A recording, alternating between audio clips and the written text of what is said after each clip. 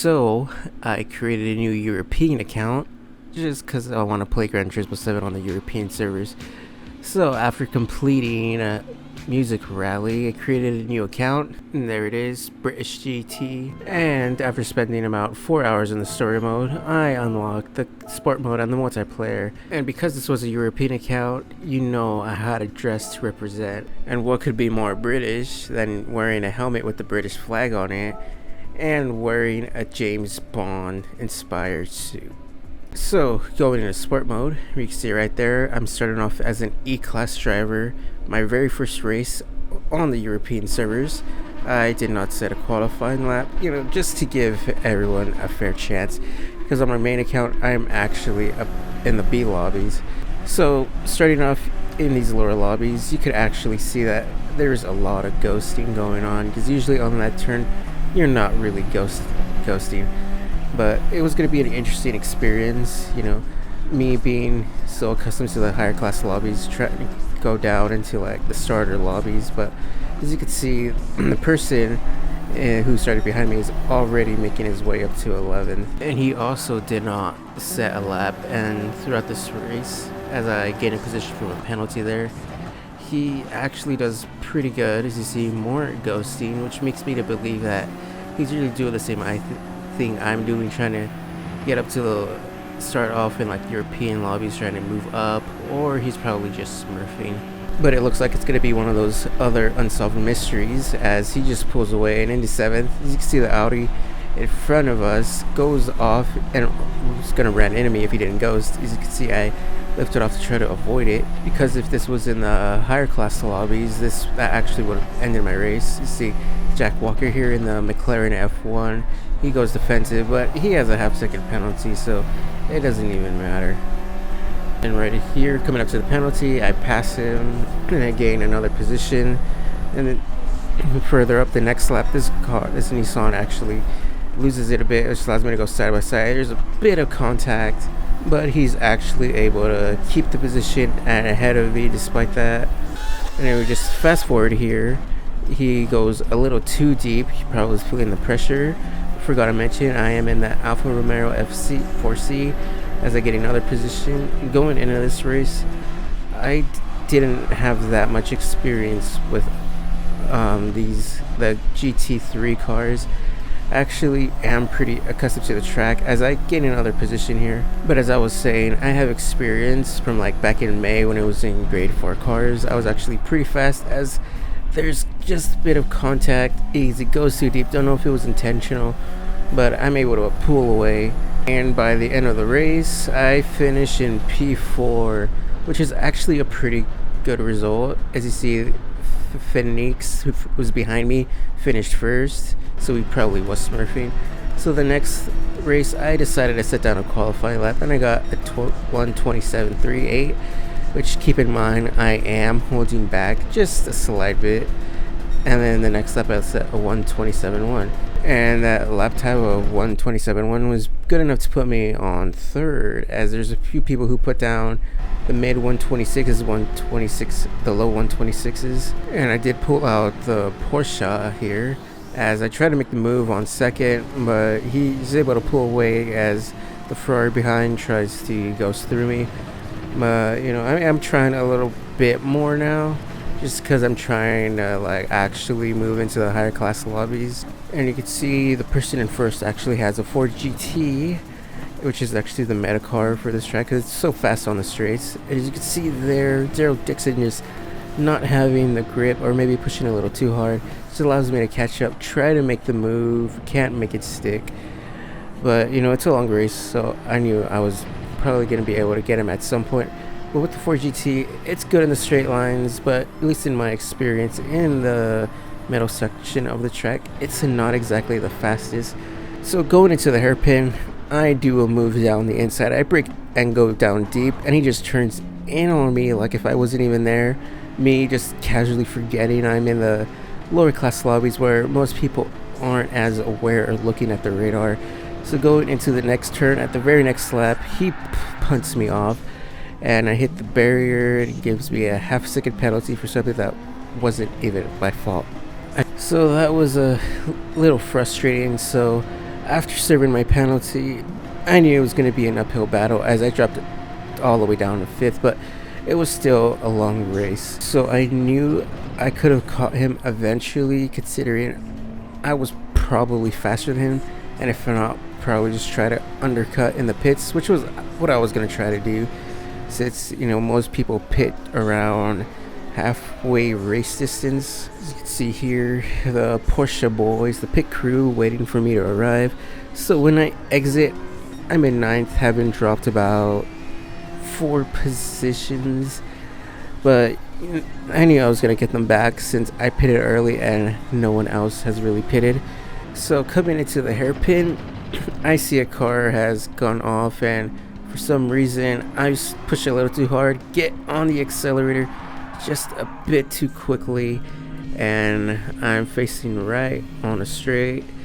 And I knew this was pretty frustrating because I was losing precious seconds, and the more the seconds I lost, the more the undercut wasn't gonna work. But I did gain a few positions since a few drivers pitted, and first and second pit, and I was way too far back to actually do anything. So that spin definitely cost me a bit. So going into the hairpin right here, the Porsche goes wide, and this time I'm not as eager to gain a position, so I'm not as aggressive on the gas, which allows me to pull away just slightly. But fast forwarding here, we go side by side going into turn 1, and for some reason, you can see here, he just doesn't turn for some reason, and because of that, called small contact, he tries to put me off, but I wasn't going to let that slide, so I give a slight tap and send him off on his way to meet his fate in the Shadow Realm, truly cementing myself as a Gran Turismo British YouTuber, because I got away with it. So by the time the race ends, I had finished in 3rd, because as you're about to see, the driver in 3rd did not pit. So in a way, the undercut kind of worked, but not really, since I was expected to race with. So for the next race, I decided to take the gloves off, immediately putting down a 126.8. And with that 126.8, it put me in 9,640th in the world, which is not that far off from my 126.5 that I have on my main account. So I was actually gonna actually try here. So you can see it put me on pole by around 0.3 of a second, which is actually a pretty big margin. So I knew this was probably going to be a cakewalk. I was in the D-class lobbies trying to get into the C's. I knew I could possibly get that if everything went my way this race. But as you're about to see, actually pretty quickly, sometimes, more often than not, my race pace is nowhere near as good as my qualifying pace. As you can see, in just a few moments, my fastest lap of the race would be set on lap 4, and it would only be a 127.433. That's mostly because I'm not the most risk taker of drivers. I already had a 9-second lead. Now, I wasn't gonna risk pushing too hard and going off the track and ruining it. But I had around a 9.2 second lead, and for some reason, the driver behind me also pits. So I knew by that point I was definitely gonna win this race. As you can see on the maps there, the big gap between me and second, and that's exactly what happened. Led every lap, set the fastest lap, won, and had a clean race. So I think I did the UK proud. Bringing it all home with the triple stars. Still we rise. So I'll be awaiting my invitation to be knighted. But I know what you're all thinking. What about my main account? Well, going back a few days earlier, this was take you through my qualifying of that 126.5. You brake late going to the first turn 1, and as soon as you get to the apex, floor it, and lift off just slightly, get back on the gas, brake just a bit, get on the gas again, brake again, and then you want to go as wide as possible there without going over the barriers. No braking, or just slight braking, but on the apex, get on the gas. You could actually take that one a little bit faster, and the same as here. I'm using the stuff that I learned when I set down like a 121 with the GT4 cars, which was actually in the Ferrari Grade 4 Italia, which was actually a pretty good car. But here at the hairpin, you actually want to go as wide as possible so you could have a good angle, and then as soon as you're straight, just forward, put your foot down on that pedal. And here, and you should get a good exit. Here, you also just want to like not do what I did. You actually want to be as close to the wall as possible to minimize distance traveled, and that got me a 126.54, and it actually could have been a bit faster if I had just stayed close to the wall as possible, but it put me down in second. So going into this race, going into turn 1, I tried to go down the inside, but I couldn't make it work, and there was actually quite a bit of lag, which is weird because I experienced none of that when I was racing in the European servers, and going back to the US servers, it's just lag for days. So pretty quickly here, I knew this was going to be a battle because he was in the Ford GT and I was in the Porsche, so he was definitely going to gain on me on the first third sector. Fast forwarding a bit, so as you can see, he just pulls away because of that straight line speed. So I knew the points where I was going to be able to make the move was here. As you can see, I gain on him, but you know, I can actually pull it side by side, but the lag kind of scared me a little bit, try to avoid contact, but there's just a minor one. But I'm able to gain the lead, just barely though. Fast forwarding, going into turn 1, we go stay side by side. He goes around the outside, I try to go down the inside, but he's able to stick it down there, since you mostly want to be around the outside for that turn, just to maximize top speed.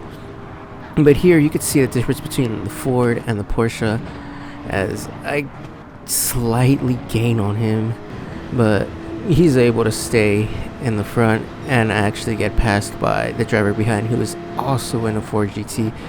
So it's basically a three-way race for first, as Party Hardy just bins it, which is actually why I don't like driving the Ford GT, because around this track, around the first few races I did, which is what I set the 127 on, I binned it on like the third lap, coming out of the turn going into the back straight, and I just send it into another car, but which is why I actually using the Porsche and not the Ford, because the Porsche is actually a pretty good car, especially around the turns.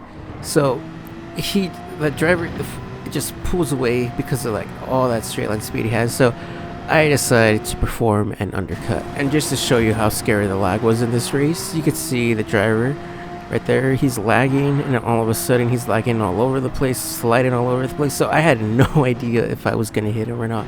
Luckily I didn't, and then not long after, all the front runners except for first pits.